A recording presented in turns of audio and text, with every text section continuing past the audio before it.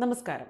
CPM polit bureau വിലക്കിയതിനാൽ വിദേശ സർവകലാശാലയുമായി മുന്നോട്ടു പോവേണ്ടെന്ന് സർക്കാർ തീരുമാനിച്ചെങ്കിലും സ്വകാര്യ സർവകലാശാലയിൽ നടപടി വൈകിക്കില്ല.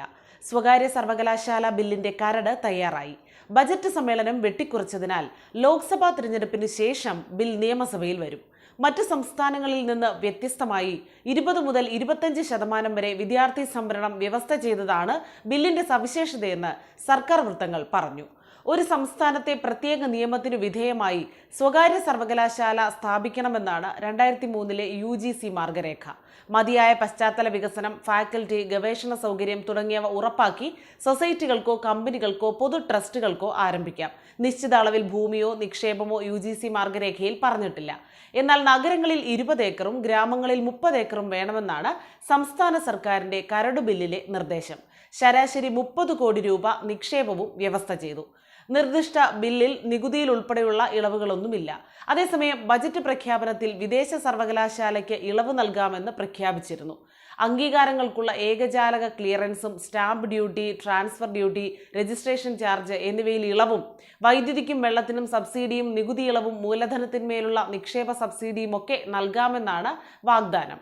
അതേസമയം സ്വകാര്യ സർവകലാശാലകൾക്കും വിദേശ സർവകലാശാലകൾക്കും അനുമതി നൽകുന്നതിൽ തെറ്റില്ല എന്ന നിലപാടിലേക്ക് CPM മാറുമ്പോൾ കൂത്തുപറമ്പ് വെടിവയ്പ് ഓർമ്മയിലെത്തുക സ്വാഭാവികമാണ്. സ്വാശ്രയ മേഖലയിൽ പരിയാരത്ത് മെഡിക്കൽ കോളേജ് തുടങ്ങുന്നതിനെതിരെയും ഉന്നത വിദ്യാഭ്യാസ മേഖല കച്ചവടവൽക്കരിക്കാനുള്ള നീക്കത്തിനെതിരെയും നടത്തിയ സമരത്തിനു നേരെ കൂത്തുപറമ്പിലുണ്ടായ പോലീസ് വെടിവയ്പിൽ 5 പ്രവർത്തകരെയാണ് DYFIക്ക് നഷ്ടമായത്.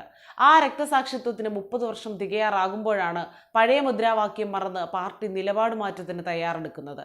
ഇതിനെല്ലാം സാക്ഷിയായി ജീവിക്കുന്ന രക്തസാക്ഷി പുതുക്കുടി പുഷ്പൻ ഇപ്പോഴും ചികിത്സയിലുമാണ്.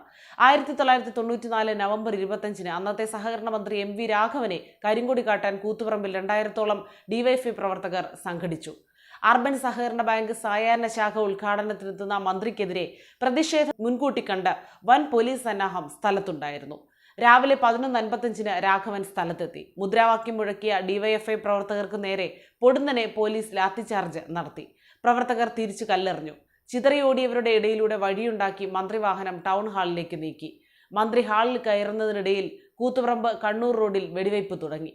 KK Rajeevan, KV Roshan, Shibulal, Kunduchira Babu, V മധു എന്നിവർ കൊല്ലപ്പെട്ടു. വെടിയേറ്റ പുഷ്പൻ തളർന്നു കിടപ്പിലായി. ഇതേസമയം പോലീസ് വലയത്തിനുള്ളിൽ ഒതുങ്ങി നിന്ന് ബാങ്ക് ഉദ്ഘാടനം ചെയ്ത മന്ത്രി 13 മിനിറ്റ് പ്രസംഗിച്ച ശേഷമാണ് തിരിച്ചുപോയത്. വെടിവെപ്പിന് ശേഷം ഡ്രാക്കുള എന്ന് CPM വിളിച്ച MV രാഘവൻ പിന്നീട് പാർട്ടിക്ക് പ്രിയപ്പെട്ടവനായതും അദ്ദേഹത്തിന്റെ അനുയായികളിൽ അരവിന്ദാക്ഷൻ വിഭാഗത്തെ പാർട്ടിയിലേക്ക് സ്വീകരിച്ചതും മറ്റൊരു നയംമാറ്റം. സഹകരണ സ്വാശ്രയ സ്ഥാപനമായിരുന്ന പരിയാരം മെഡിക്കൽ കോളേജിനെ സർക്കാർ സ്ഥാപനമാക്കി മാറ്റാൻ മുൻകൈയെടുത്ത പാർട്ടിയാണ് ഉന്നത വിദ്യാഭ്യാസ മേഖലയിൽ സ്വകാര്യ വിദേശ നിക്ഷേപത്തിന് വഴിയൊരുക്കുന്നത് എന്ന വൈരുദ്ധ്യം മുഴച്ചു നിൽക്കുകയാണ്. അന്ന് DYFIയും CPMഉം എതിർത്തിരുന്ന കാര്യങ്ങളെല്ലാം പാർട്ടിയുടെ നേതൃത്വത്തിൽ തിരിച്ചു വരുമ്പോൾ പണ്ടുയർത്തിയ മുദ്രാവാക്യങ്ങൾ ആ കാലത്തിന്റെ ആവശ്യമായിരുന്നുവെന്നും ഇപ്പോൾ ആ സാഹചര്യമല്ലെന്നുമാണ് നേതാക്കൾ ന്യായീകരിക്കുന്നത്.